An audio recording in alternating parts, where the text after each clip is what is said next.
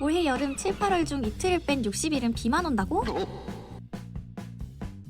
올 여름 휴가 계획 중이신 분, 얼마나 더울지 날씨가 궁금하신 분들 모두 주목! 아니 이게 무슨 날인가 봤더니 MSN에서 제공하는 월간 날씨 예보에 따르면 올해 여름 7월과 8월은 화창한 날이 이틀뿐이고 나머지 날은 전부 비 소식이거나 흐리다는 예측이 있더라고요. 이 때문에 성수기 숙소 예약이 망설여져 이번 연도 여름 휴가 계획은 안드로메다로 보내버리고 장화 구매를 계획하거나 우천으로 인해 야구 경기가 모두 취소될까봐 걱정하는 사람들이 정말 많더라고요. 아무래도 우리나라 경제활동 인구의 대부분은 직장인이다 보니 7월과 8월은 많은 사람들이 손꼽아 기다리는 리프레시할 수 있는 유일한 달이지 않나 싶은데 마치 괴담처럼 퍼지고 있는 이러한 뉴스 때문에 저 또한 걱정이 크더라고요. 그렇다고 비야 오지 마라, 오지 마 오지 말라고 이 새끼야!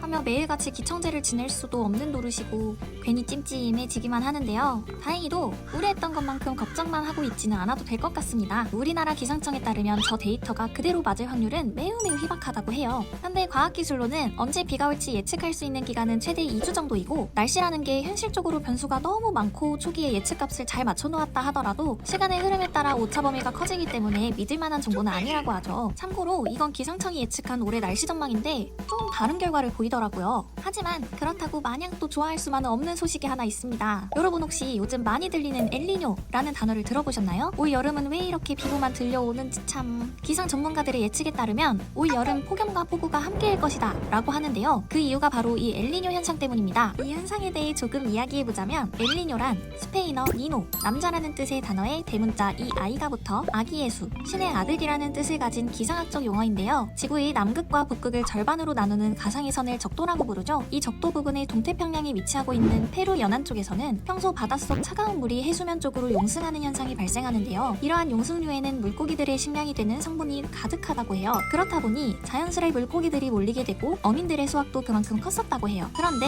특정 시기인 12월 크리스마스 전후가 되면 여러 가지 이유로 동쪽에서 서쪽으로 부는 편동풍의 세기가 약해지면서 서태평양으로 이동하는 따뜻한 해수의 이동 속도가 느려지게 되고 이 때문에 차가운 물의 용승이 그만큼 약해짐에 따라 따뜻한 물이 연안에 머물게 되면서 영양분이 줄어들어 물고기가 잘 잡히지 않게 되었고 어민들은 어획량이 줄어드는 이 기간 동안 고기를 잡으러 나가지 않고 대신 마을에서 축제를 열었다고 합니다. 이것이 지역의 풍습으로 자리 잡게 되면서 하늘의 은혜에 감사하다는 의미로 크리스마스와 연관시켜 아기 예수라는 뜻을 가진 엘니뇨라는 이름을 붙이게 되었다고 하죠. 이와 같이 엘니뇨는 적도 부근의 바닷물의 온도가 높아진 상태로 수개월 동안 지속되는 현상을 말하는데요. 사실 1만 년 전부터 등장한 아주 오래된 현상이지만 오늘날에는 장기간 지속되는 지구의 이상기온과 자연재해를 통틀어 엘니뇨라고 부르기도 하면서 현대에 주목받고 있는 현상입니다. 반대말로는 바닷물의 온도가 떨어지는 여자아이라는 뜻의 라니냐가 있습니다. 영국 BBC 보도에 따르면 2020년부터 작년까지 해수의 온도가 내려가는 이 라니냐 현상이 3년 연속 이어졌었다고 하는데요. 라니냐 현상이 일어나는 시기에는 지구의 온도가 떨어지게 되는데 그럼에도 불구하고 작년은 역대 5번째로 뜨거운 해였어요. 온실가스 배출량이 증가함에 따라 라니냐의 냉각 효과가 감쇄되었기 때문인데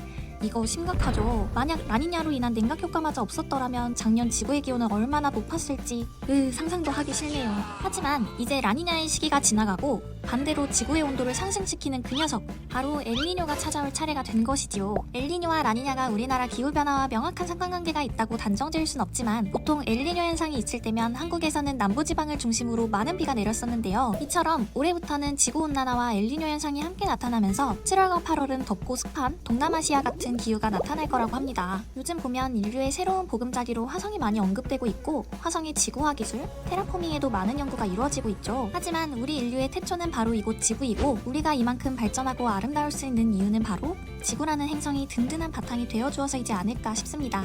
거대하고 느리기 때문에 잘 못 느끼는 것이지 지구는 우리에게 항상 아픔을 내비치고 있다는 생각이 드네요. 지구의 건강, 과연 이대로 괜찮을지 지금 당장 우리가 해야 할 일은 무엇인지 짧은 시간이라도 좋으니 되새겨보는 것도 좋을 것 같다는 생각이 듭니다. 오늘 내무지 여기서 마치겠습니다. 구독과 좋아요 해두시면 다음 영상에 더 재밌는 내용으로 찾아오겠습니다. 감사합니다.